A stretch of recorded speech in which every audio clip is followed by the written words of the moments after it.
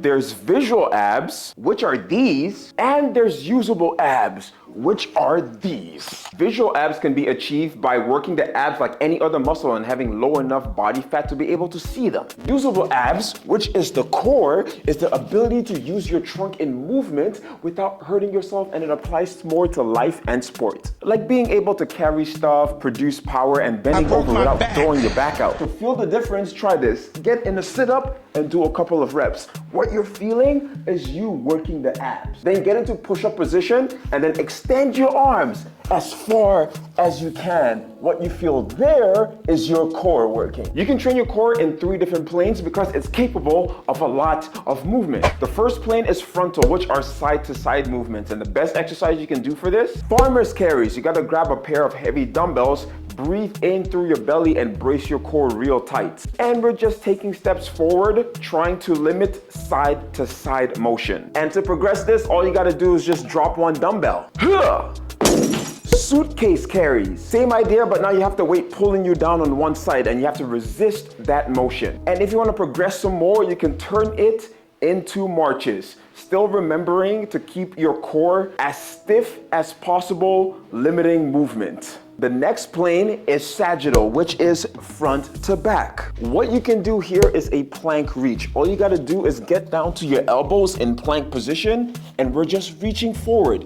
And you are stopping yourself from extending down or up. But what if you don't know how to brace your core or you have lower back pain? Not a problem. Now, bracing your core is not about sucking your belly in and pushing your gut all the way inside. It's about filling your belly with air and keeping it stiff. Try this. Take 2 fingers, poke your belly, and you're gonna breathe in and try to push your fingers out. That is bracing your core. And if you need a little bit more cueing, get down on the floor and we're going to do some knee raises. From here, lift your chest off the floor and then you're gonna pretend to push your belly button into the ground. That's gonna help you maintain tension in the front of the core the entire movement. And once you master those, you can do hollow holds. All you gotta do is stick your arms out behind your head, lift your legs, chest up, and push your belly into the ground. And then you're gonna hold this for time, at least 30 seconds. That should tire you out a whole lot. And the final plane is the transverse plane, which is rotation. The first exercise you can do is a wood chopper. You can grab a dumbbell or kettlebell. You're gonna start the move at your head,